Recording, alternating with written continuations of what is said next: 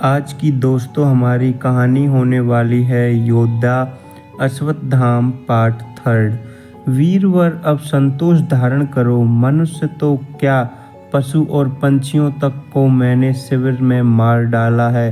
पांडव अपनी विजय पर खुशियां मना रहे होंगे, लेकिन जब इस सर्वनाश की बात सुनेंगे तो वे अपनी सारी खुशी भूल जाएंगे। अश्वत्थामा की यह बात सुनकर दुर्योधन मानो असहाय पीड़ा की मूर्छा से जाग पड़ा। उसने अश्वत्थामा की प्रशंसा करते हुए कहा, वीर अश्वत्थामा, आज तुमने मेरी आत्मा को संतुष्ट किया है। तुमने वह काम किया है जिसे तुम्हारे पिता द्रोण, भीष्म पितामह, कर्ण आदि कोई भी महारथी नहीं कर पाए। पापी धृष्टद्युम्न को तुमने मार डाला। यह सुनकर तो मेरी छाती ठंडी पड़ गई है, क्योंकि उसी पापी ने गुरुदेव की अन्यायपूर्वक हत्या की थी। फिर उसके साथ शिखंडी को भी मारकर तुमने बड़ा ही श्रेष्ठ कार्य किया है, क्योंकि उसी को सामने करके तो अर्जुन ने पितामह को गिराया था। सच मुझे अब अपनी पराजय पर तनिक भी खेद नहीं है। मैं पूर्ण सुखी होकर स्वर्गलोक को जाता हूँ। वीरवार वहीं हम सभी मिलेंगे। यह सुनकर दुर्योधन की श्वास रुक गई। अश्वत्थामा एक तरफ तो दुर्योधन के स्वर्गवास के कारण दुखी होने लगा, लेकिन दूसरी तरफ उसको आज एक असीम गर्व का अनुभव हो रहा था। वह सोच रहा था कि पिता की विक्षिप्त आत्मा आज शांत हो गई होगी, क्योंकि उसके बेटे ने अन्यायियों से बदला चुका लिया। इधर द्रौपदी अपने पांचों पुत्रों के शवों को देखकर दुख के कारण पागल सी हो उठी। उसकी गोद एक रात में सूनी हो गई थी।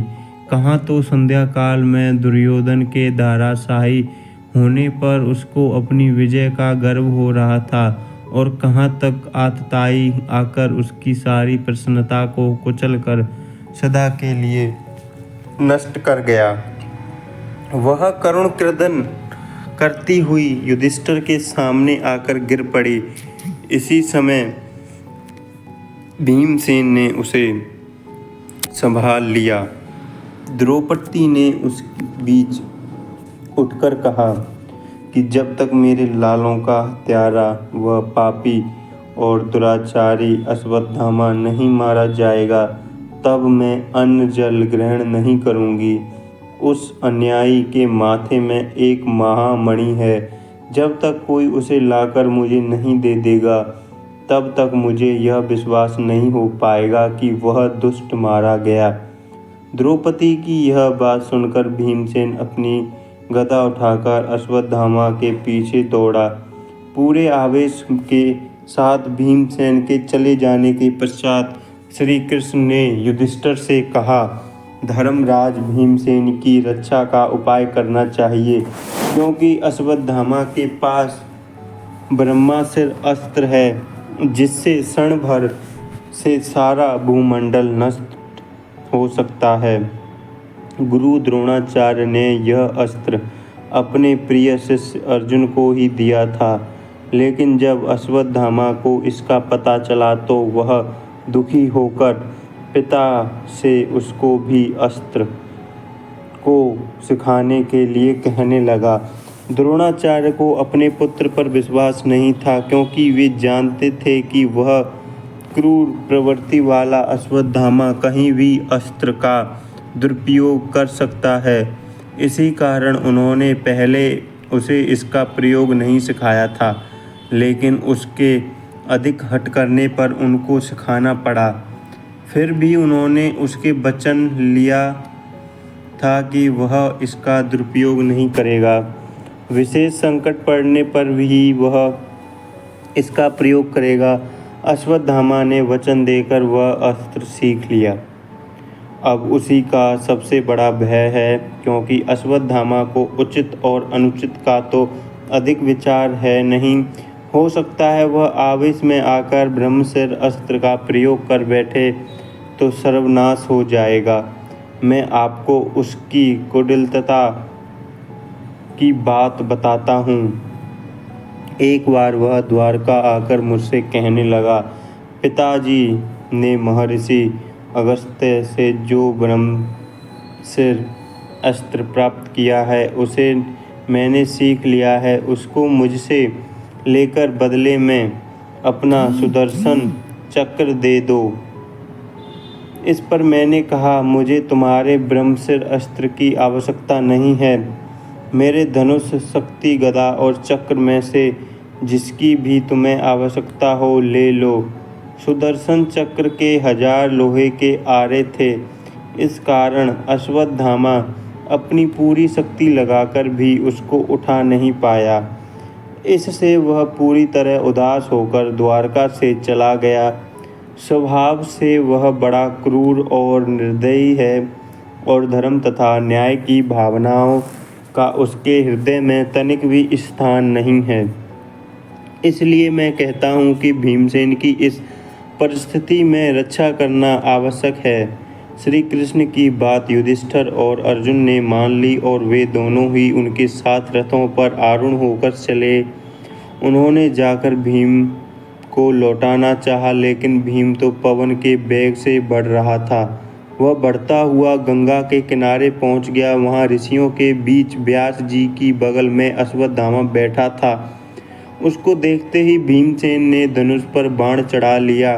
उसी समय अर्जुन, युधिष्ठिर और कृष्ण भी वहां आ पहुँचे। अश्वत्थामा ने समझा कि ये मिलकर उसका वध करने के लिए आए हैं, इसलिए एक साथ आवेश में आकर उसने अपने पास से ही एक सैंठा उखाड़ा और उस पर दिव्यास्त्र का प्रयोग किया। छोड़ते समय उसने अस्त्र को आज्ञा दी कि कोई भी पांडव जीवित नहीं बचना चाहिए। उस अस्त्र के छूटते ही प्रचंड अग्नि धधक उठी। ऐसा लगता था मानो यह तीनों लोकों को जलाकर क्षण भर में भस्मसात कर डालेगी। यह देखकर कृष्ण ने अर्जुन को इशारा किया, क्योंकि वही इस संकट से सबसे प्राण बचा सकता था। गुरु द्रोणाचार्य ने इस अस्त्र को अर्जुन को भी तो सिखाया था। तब अर्जुन अपना गांडीव धनुष लेकर मैदान में कूद पड़ा और उसने अपने और अपने भाइयों के लिए स्वस्त्र कहकर देवताओं और गुरुओं को प्रणाम और अस्त्र से ही अस्त्र का तेज शांत कर देने के लिए ब्रह्मशिर अस्त्र का प्रयोग किया। दोनों ओर से प्रचंड ज्वालाएं धधकती देखकर कोहराम मच उठा। जब अर्जुन ने दोनों महर्षियों को बीच में खड़े देखा तो तुरंत ही उसने अपने अस्त्र को शांत कर दिया और इसके साथ उसने क्षमा प्रार्थना की, लेकिन साथ में कहा, हे देव, मैं तो आपके सम्मान में अपना अस्त्र शांत कर चुका हूँ, लेकिन यदि अश्वत्थामा का अस्त्र शांत नहीं हुआ तो हमारा सर्वनाश निकट ही है। अब आप ही बताइए, हमें क्या उपाय करना चाहिए। अश्वत्थामा अस्त्र को चलाना तो जानता था, लेकिन उसको लौटाने की विधि उसे मालूम नहीं थी। इसी कारण व्यास जी के कहने पर उसने कहा, हे महामुनि, मैं अस्त्र को नहीं लौटाऊंगा। मैं पांडवों का सर्वनाश देखना चाहता हूँ।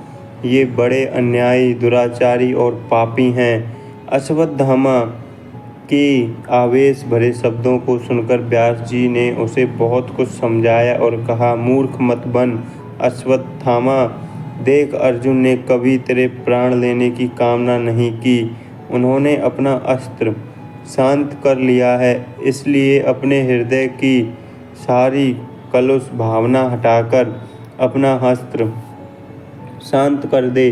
पांडवों का सर्वनाश तू क्यों चाहता है? क्या तू नहीं जानता कि जिस राज में दिव्य अस्त्र के द्वारा ब्रह्मशिर अस्त्र निष्फल किया जाता है, वहाँ 11 वर्ष तक पानी नहीं बरसता। यही कारण है कि अर्जुन समस्त होते हुए भी तेरे अस्त्र को नष्ट नहीं करते। सभी का कल्याण सोचता हुआ तू अपने अस्त्र को शांत कर दे और तेरे मस्तक में जो मणि है उसे देकर युधिष्ठिर से समझौता कर ले। इस पर अश्वत्थामा बोला, हे महर्षि, यह मणि तो संसार में अद्वितीय है। कहीं भी इस प्रकार की मणि नहीं मिल सकती। अगर यह किसी के पास हो तो शस्त्र रोग, भूख, प्यास आदि की पीड़ा नहीं होती।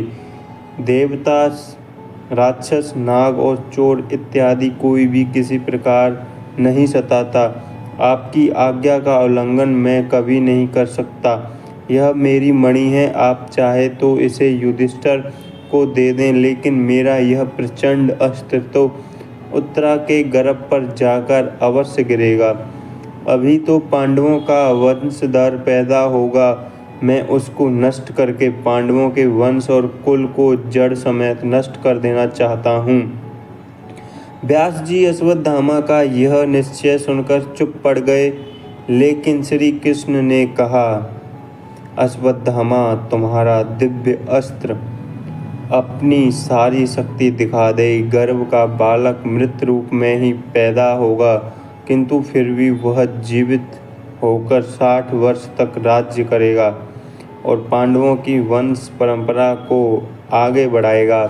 कौरव वंश के परिक्षीण होने पर उसका जन्म होने के कारण उसका नाम परीक्षित रखा जाएगा। कृपाचार्य उसको धनुर्वेद की शिक्षा देंगे, लेकिन अश्वत्थामा, तुम्हें इस निर्दयता और अमानुषिकता का पूरा दंड भरना पड़ेगा। 3000 वर्षों तक तुम्हें निर्जन देश में अकेला भटकना पड़ेगा। कोई तुमसे नहीं बोलेगा, तुम्हारी देह से पीप और रक्त की दुर्गंध निकला करेगी। तुमको कोढ़ और अनेक तरह की व्याधियां हो जाएंगी, जिसके कारण तुम्हारा जीवन निरंतर एक अभिशाप बनकर रहेगा। श्री कृष्ण की बात अटल थी। अश्वत्थामा को देव ने यही दंड दिया। मणि उससे छीन ली जाती है। द्रौपदी की अश्वत्थामा पर बड़ा आक्रोश था। वह उससे अपने पुत्रों के वध का बदला चुकाना चाहती है और इसी प्रकार भीमसेन भी पूरी तरह क्रोध युक्त होकर उसका वध करना चाहता है, लेकिन युधिष्ठिर करुणा करके उसे छोड़ देता है और वह अपने भाग्य पर दुखी होता हुआ वन की ओर चला जाता है। कहते हैं उसको अमरता प्राप्त थी, इसलिए आज भी कहीं न कहीं यह विश्वास प्रचलित है कि अश्वत्थामा एक दिन भिखारी का सा रूप धारण करके नगर के भीतर आता है, लेकिन उसे पहचान नहीं पाता कोई भी। इस तरह अश्वत्थामा का जीवन सदा के लिए अभिशाप बन गया। उसकी क्रूरता और निर्दयता का यही परिणाम था। अंत में यही कहा जा सकता है कि जैसा अमानुषिक कृत्य अश्वत्थामा ने द्रौपदी के 5 पुत्रों को मारकर किया, वैसा तो शायद महाभारत के किसी पात्र ने नहीं किया। यह बड़ा नीचतापूर्ण घृणित कार्य था। इसलिए चाहे अश्वत्थामा कितना ही बड़ा योद्धा था और धनुर्विद्या में पारंगत था, लेकिन उसके प्रति मनुष्य के हृदय में सम्मान की भावना जागृत नहीं होती। यही कहना पड़ता है कि वह एक प्रकार का नर पिशाच था, जो प्रतिशोध की आग में पूरी तरह अंधा होकर नीच से नीच कार्य कर सकता था।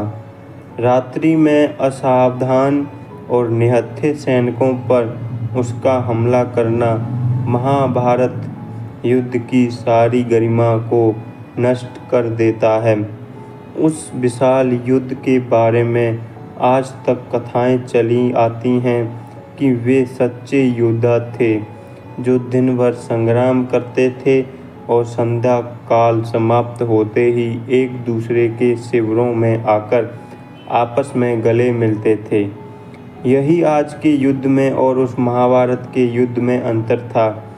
उसमें छल और कपट कम था, लेकिन अश्वत्थामा ने छल से रात्रि को चोर की भांति आक्रमण करके उस गरिमा को नष्ट कर दिया। सचमुच वह उल्लू की तरह क्रूर और निर्दयी था। तो दोस्तों, अगर आपको हमारी कहानी अच्छी लगी हो तो हमारी इस वीडियो को लाइक करें, चैनल को सब्सक्राइब करें और कमेंट में अवश्य बताएं आपको नेक्स्ट कहानी कौन सी चाहिए और ये कैसी लगी।